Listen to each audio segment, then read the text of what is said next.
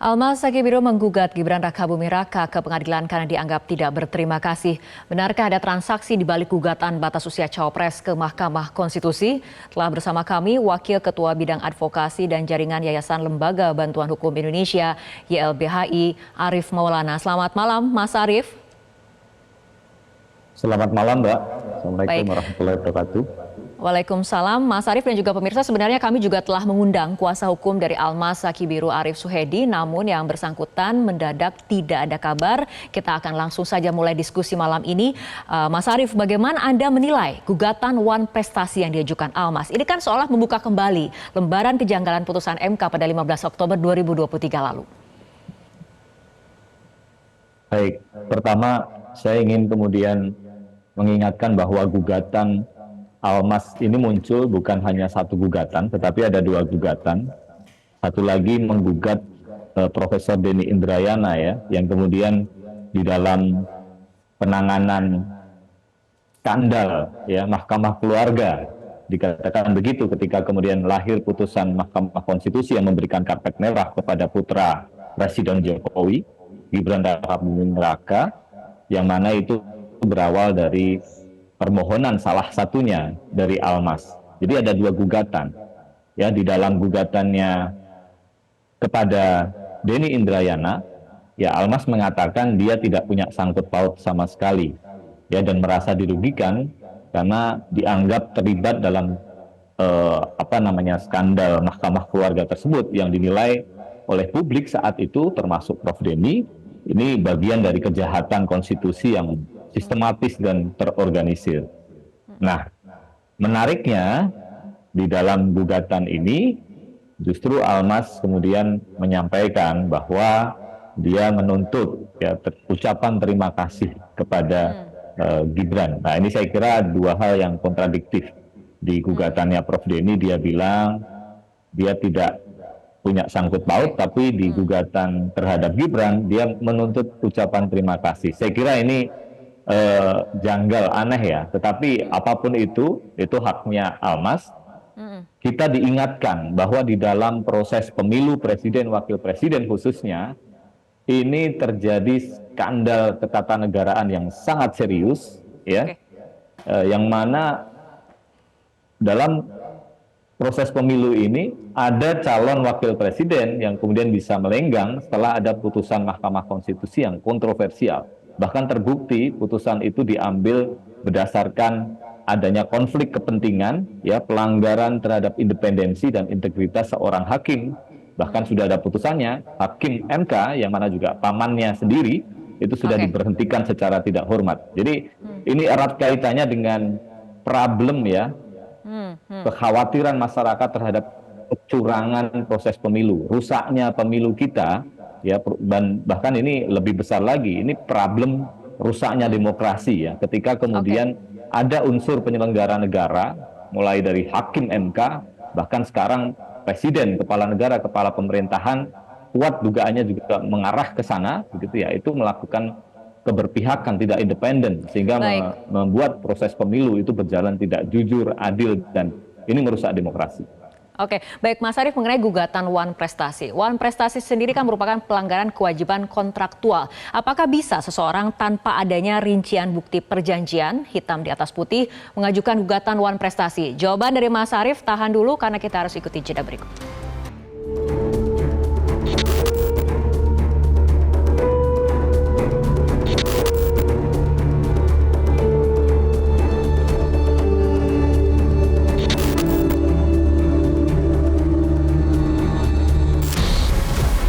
Nama Almas Sakibiro, mahasiswa Universitas Surakarta, dikenal usai memenangkan permohonan perkara batas usia Capres-Cawapres yang diputuskan oleh Mahkamah Konstitusi.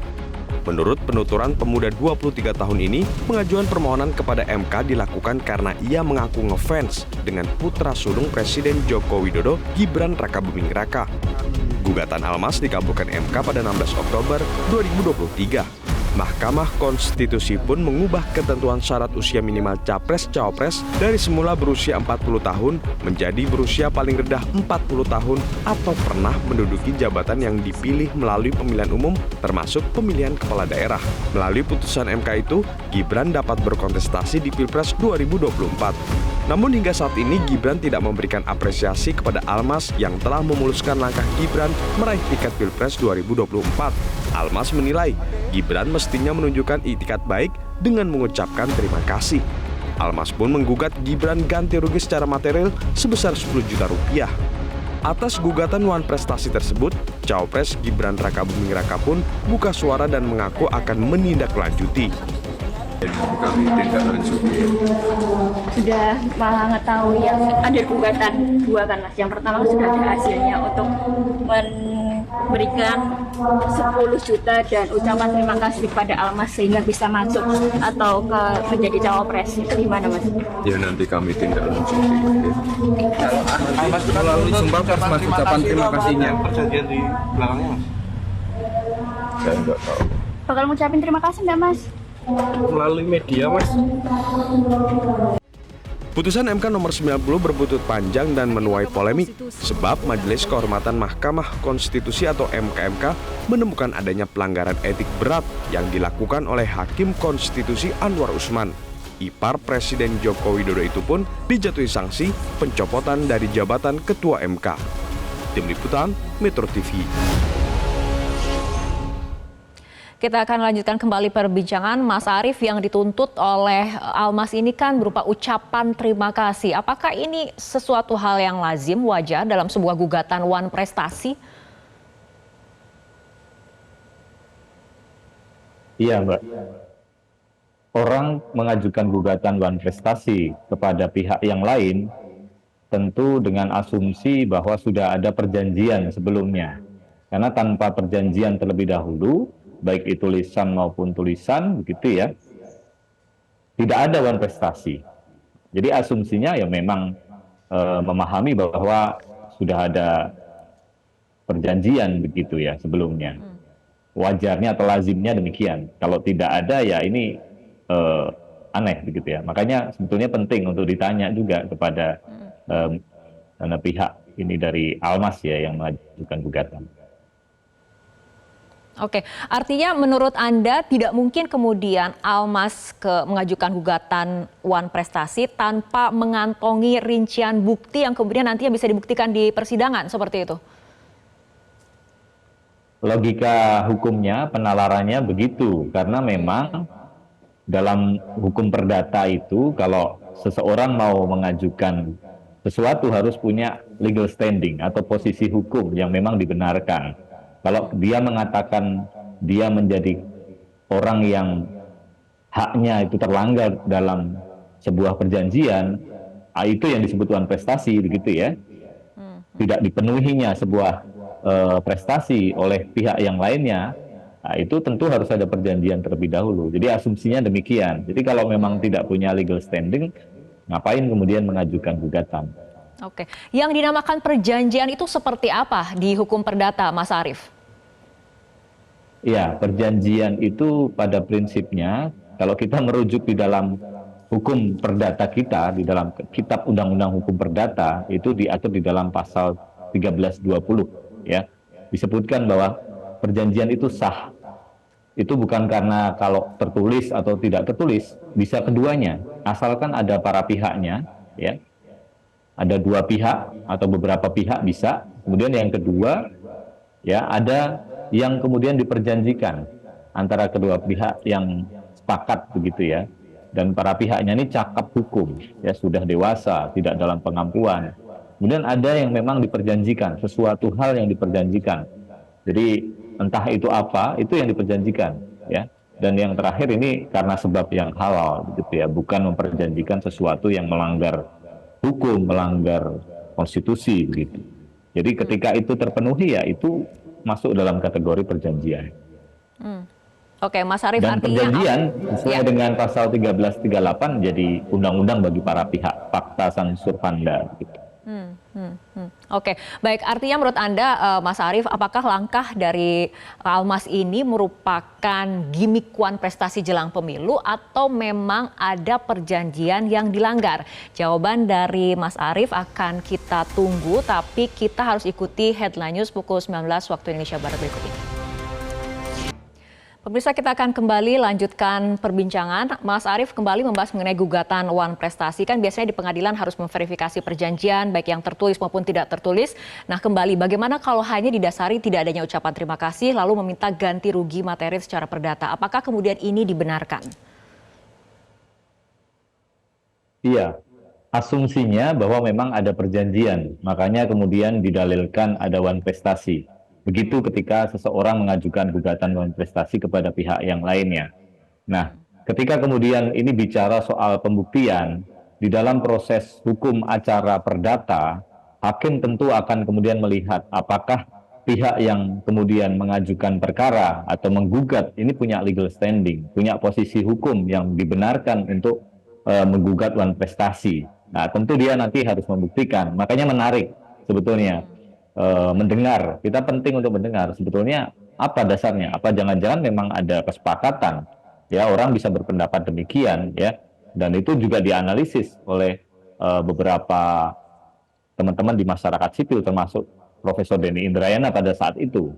Kami kebetulan juga mendampingi beberapa akademisi, dosen yang juga melaporkan Ketua Mahkamah Konstitusi saat itu, ya, Anwar Usman, terkait dengan kasus ini. Ini juga kami melihat bahwa memang ini bagian dari semacam dalam tanda petik, ya, proses hukum yang tidak wajar, ya. Maka layak sekali kemudian dikatakan skandal Mahkamah Keluarga saat itu, karena memang ini menciderai betul-betul, ya, negara hukum kita. Jadi semacam Mahkamah Konstitusi itu bisa memutuskan sesuatu yang ini bukan untuk kepentingan bangsa dan negara, tapi kecenderungannya, nampaknya itu justru malah memberikan karpet merah pada putra presiden saat itu.